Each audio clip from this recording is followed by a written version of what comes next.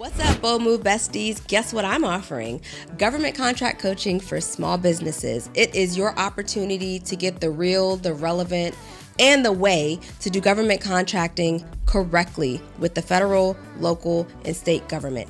Inside, you will get details on how to start in government contracting all the way through winning your first contract, which is, by the way, not guaranteed, but we're trying to get you there.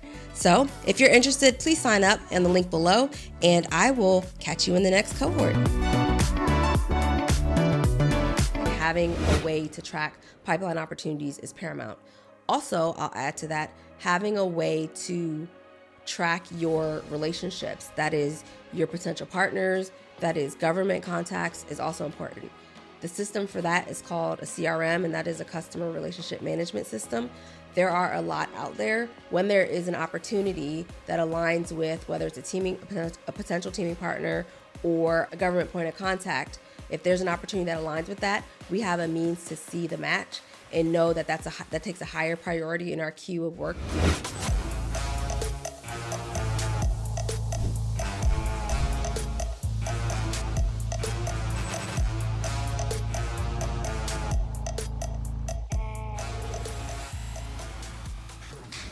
Welcome back, Bold Move Besties, to another episode of She Built Success. I am your host, Claudia, and today we are talking government contracting and how to actually go about finding those contracts. Let's go and get on into it. So there are a number of resources that are free. I will say it again. There are a number of resources that are free that can be used when looking for government contract opportunities as a small business. One of them is SAM.gov, and another one is FPDS.gov. And I will get, it's like Federal Procurement Data System is what FPDS stands for. And SAM is System for Award Management. So both of those tools or both of those sites together, I'm going to tell you what they allow for. One, SAM.gov is like you're looking for contract opportunities. You're trying to follow a potential contract opportunity that you're interested in as a company. But more importantly, you want to know, okay, I have an agency. I found the type of agency that I want to work with or department that I want to work with. Now I want to really get into what opportunities can I go after.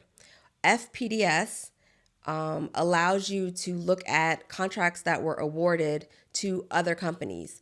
And I say that because a lot of times when you go in and you see different potential solicitations or contract opportunities or RFPs, and that's request for proposals, you are like, well, how do I bid this? How do I know what to price it at? What you can use FPDS for is to historically go back and look at the dollar values that contracts go for. Now, I will say it this way that FPDS, they say you can use SAM.gov, and you can to a degree, but FPDS, and they don't really, I say they, meaning like in the government space, when they say you could do research and stuff, they'll say, well, don't use FPDS, use like SAM.gov, but FPDS is still live, FPDS is still there, and the data still runs through it, so I would say use that.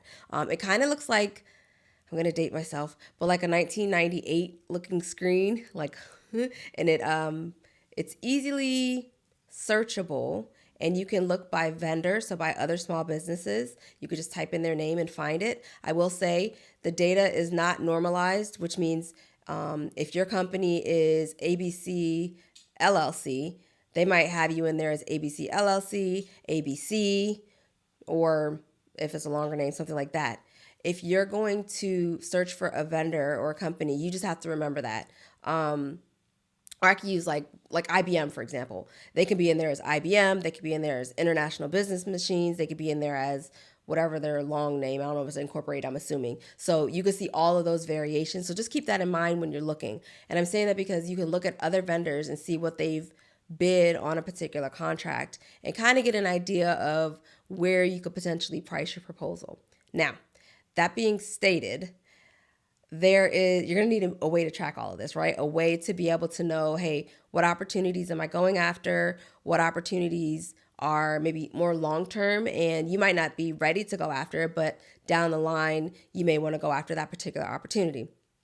What I recommend is going in and creating, if you don't already have it, a tracker to track up your pipeline opportunities, like the type of deals and businesses that you or contracts that you might want to go after. One way to do it, and y'all know by now, I love Airtable, and all my stuff's in Airtable.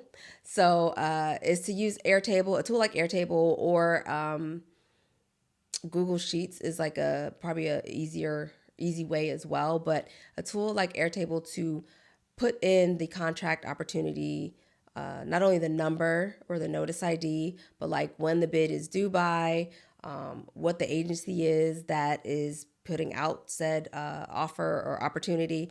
You want to be able to have certain key data points where you can know when you need to respond to questions, or if they have like pre-conference calls before they actually you have to turn in that proposal. You want to be able to ask questions by the right date. So those are like data points or pieces of information that you want to put in your tracker, in your pipeline tracker, to be able to be organized and not miss dates and deadlines, because it's a real thing. Like if a proposal, if on at SAM.gov, the proposal says, hey, I need you to, if you're going to respond to this, or you're going to put in to say, yes, my company can offer services here, then I need you to have that turned in by, I don't know, September 15th at 9 a.m. Like that is a real thing. If you turn your stuff in at 9:01, there's no going back. Like that's it. You're disqualified. They're not even going to consider you because you missed the cutoff. So it's important not only to have that date, but to also have that time.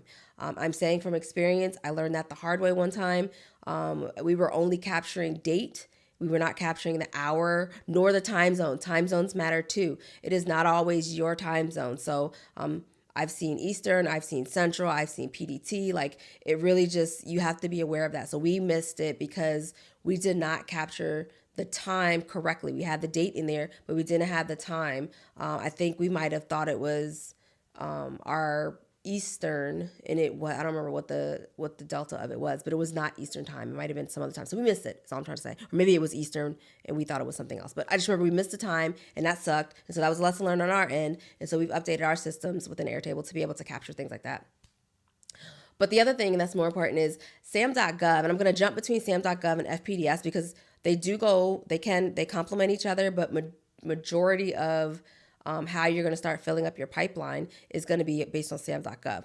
So SAM.gov can allow for, you can like put together a search to say, okay, I know my NAICS code. And remember, NAICS code is North American Industry Classification System. That is your 6-digit code within your industry that says, hey, this is what I do. So you would use your NAICS code, and that's North American Industry Classification Standard. You can use that code in SAM.gov and filter down opportunities based on that. But then you can also filter it based on, show me with the ones that are due within the next 30 days or 60 or 90 or a custom date range. Like you can put the different types of report or data filters on that you're looking for, and then you can actually export that, or you can have it emailed to you. I actually have both. My team, they go in literally daily, they run an export, and we upload it into our Airtable, and we're able to review en masse everything from sources sought notices, all the way through the RFPs to what was awarded to what goes inactive or canceled. And so that's all in our pipeline tracker. So I'm saying that because, you might not be there yet, but just know that you have to prepare for that. Like having a way to track pipeline opportunities is paramount. Also, I'll add to that, having a way to track your relationships, that is your potential partners, that is government contacts, is also important. The system for that is called a CRM, and that is a customer relationship management system. There are a lot out there. Really, it's a matter of preference and what works for you and your team. But again, we use Airtable for that. And we have a lot of, not a lot, but we do have automations that send out, hey, we need to reach out to said people, whether it's on the government side or potential partners.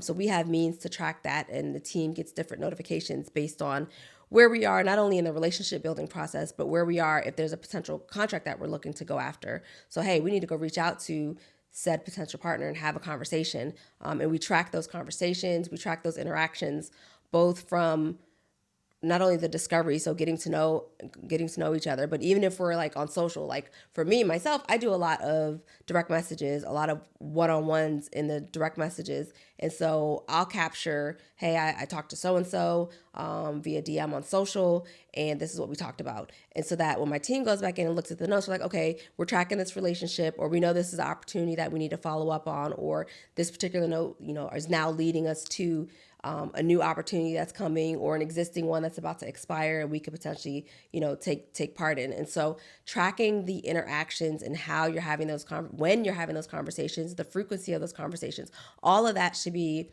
captured and tied into your CRM. Now, for us, our CRM is separate from our pipeline tracker.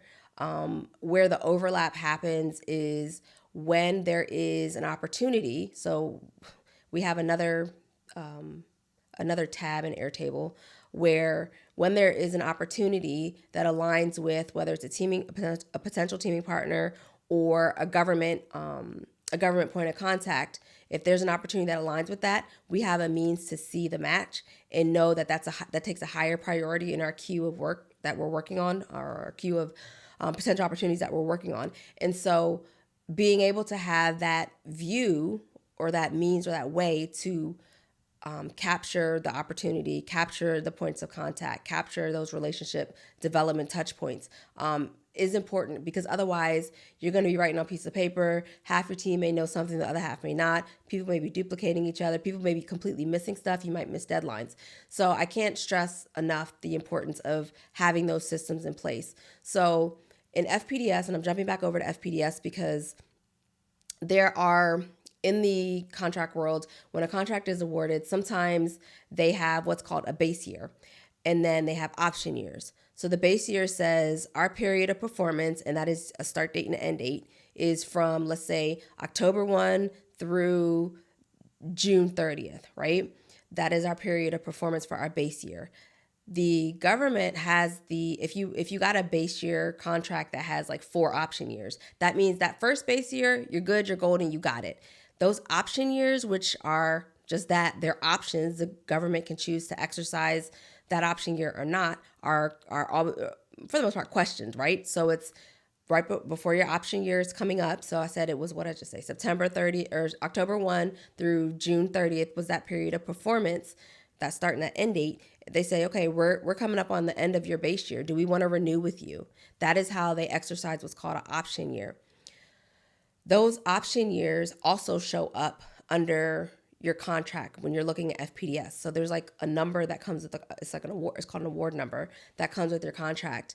And you would see sometimes, if you know your award number, you can look that up as well. Like FPDS is great. Like I said, I feel like they try to push you away from it, but it really is a good tool. But you can put in that contract number and it will pull up everything, the initial contract. If there were any modifications, which are like changes to the contract, it'll pull that up and you can see. You can see the history of it. You can see the dollar amounts.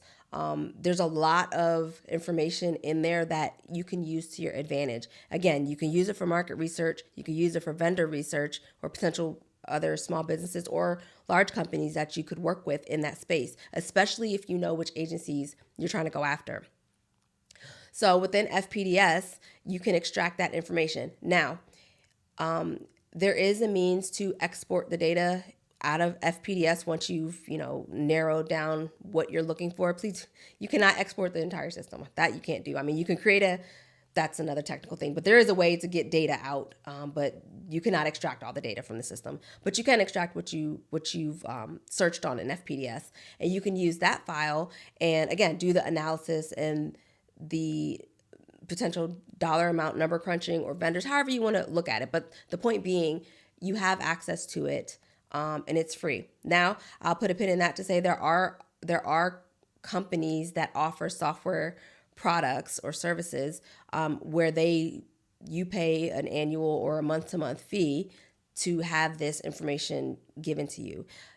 Pick what you want. I'm not going to recommend a particular tool right now. I would just say you can, if you're just starting out and you don't necessarily have the funds to be able to go that software route, you can do it yourself. And like I just said, it's manually, but it's through things like FPDS.gov and through SAM.gov. The other item within FPDS that I think is important that you utilize. So we talked about being able to look up contract numbers. We've talked about being able to look up vendors. We've talked about being able to look up the different agencies and who's awarding. Who's awarding is who says yes, green light, you got the contract is what I mean by that. They also sometimes have in I forget the name of the box. I can't remember if it's comments or like additional information. But when you click on a particular contract in FPDS and you scroll down, sometimes they'll actually have a descriptor of what that contract is. Sometimes they have the full scope of a statement of work. Sometimes they have like just a blurb of what it is. Other times people get a little bit more descriptive. It's not necessarily the scope of work, but it is a more descriptive of what the contract is. That is good. Those are like golden nuggets, because sometimes what you get out of that is, remember I told you about your NAICS code. Each contract, when they put it out to market, has a NAICS code associated with it. You can sometimes see that, oh, they didn't know where to put this one. I would have put this under, NAICS code, a certain NAICS code, but they put it under a different one. But then you see the same type of work under a different NAICS code. That'll tell you, that should be an indicator to you, hey, I can potentially, when I'm doing my search like on SAM.gov, I can put in the two different NAICS codes because they both are ones that are being used by the agency that I'm looking at. So I hope that made some sense. I'm trying not to make it too complex, but I get that, we all start somewhere, right? And I'm going in with the position of you're not quite sure how to navigate. You're not quite sure, what to do. And so hopefully this is helpful in helping you think through how you can go about just starting to look at what's available. The other thing I will say is they being the government, the folks that own SAM.gov, they have this federal service desk. So when you run into issues, like you have to sign up. So remember, when you sign up for SAM.gov, and you will sign up for SAM.gov because it's free and you should, that's how you should start. When you sign up, sometimes there's issues with logging in. You're going to have to use an authentication app to log in. The federal service desk is like their help desk, if you will, that will help you fix or remedy your logon issues. So just know that there is support available in that capacity. And I will also say SAM.gov has a lot of resources that are trainings on how to use it and how to even go through filling out the process, the SAM.gov to apply. I'll actually put that in the description notes as well, so you can at least see that. But some of them are good, some of them are kind of cheesy, but you get what you get. At least it's coming from the source versus some random person on YouTube, which is funny because I'm on YouTube. I'm not random though, so I'm trying to help you here. And then, okay, so that is, I think I said FPDS, SAM. We talked about your pipeline tracker, and we talked about your CRM system. So Bold Move Besties, I like to give homework. I want you to be successful. I want you to take action.